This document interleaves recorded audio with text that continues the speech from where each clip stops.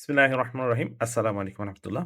iPhone 12 Pro এই ফোনটা আমি ইউজড পারচেজ করছি যমুনা ফিউচার পার্ক থেকে। তো এই ফোনটার সবকিছু পারফেক্ট আছে। ডিসপ্লে, ক্যামেরা কোনো সেকশনেই আমি প্রবলেম পাইনি। বাট ব্যাটারি চার্জটা আমার কাছে মনে হচ্ছে খুব কুইক ড্রেন করতেছে। এখানে আমি যদি সেটিংস এ যাই, সেটিংস এ যাওয়ার পর আমি যদি ব্যাটারির হেলথটা আপনাদেরকে দেখাই। তো এখানে ব্যাটারির হেলথ শো করতেছে 89%, বাট সে অনুযায়ী যেভাবে আমাকে চার্জ ব্যাকআপ দেওয়ার কথা, ওইভাবে কিন্তু চার্জ আমার ব্যাকআপ দিচ্ছে না। যাই হোক, আমি খুব একটা হেভি ইউজ করি নাই।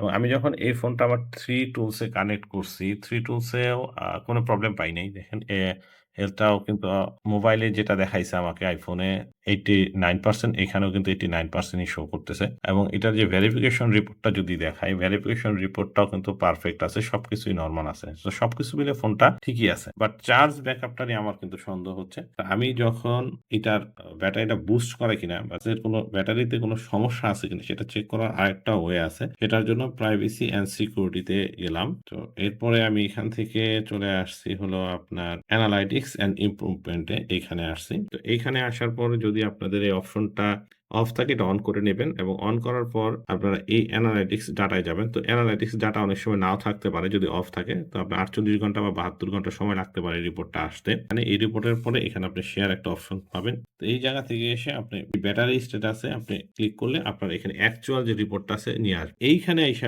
দেখেন যে সমস্যাটা হলো 84.6%। এখানে দেখাচ্ছে 89%। ফোনের যে রিয়েল স্টেটাস আছে সেখানে কিন্তু দেখাচ্ছে 84.6। সো এইখানে একটা ঝামেলা আছে। হয়তো এই ফোনের ব্যাটারিটা বুস্ট করা হইছে অথবা কোনো না কোনো প্রবলেম আছে। যেহেতু আমি আসলে iPhone এর এক্সপার্ট না। সো তারপরেও আমি এই ভিডিওটা আপনাদের সাথে শেয়ার করলাম। সো আপনারা যখন ফোন পারচেজ করবেন অবশ্যই এভাবে চেক করে নিবেন ফোনটা বুস্ট করা হইছে কিনা। তো বুস্ট করা ফোন যদি পারচেজ করেন ব্যাটারি ব্যাকআপ পাবেন না। প্লাস যখন এটাকে আপনি রিপ্লেস করবেন ব্যাটারি তখন নানান ধরনের ট্রাবল হতে পারে। সো এই ধরনের ফোন পারচেজ না করাই ভালো। সো আমি যাদের কাছ থেকে কিনছি এখন তাদের কাছে যাবো, যেয়ে দেখি এটা রিপ্লেস করা যায় কিনা। তো আজকের মতো এই পর্যন্তই। সামনে নতুন কোনো ভিডিও নিয়ে আপনাদের সামনে হাজির হব। সেই কামনায় শেষ করতেছি। সবাই ভালো থাকবেন, সুস্থ থাকবেন এবং আমার জন্য দোয়া করবেন। আল্লাহ হাফেজ। আসসালামু আলাইকুম আ রহমাত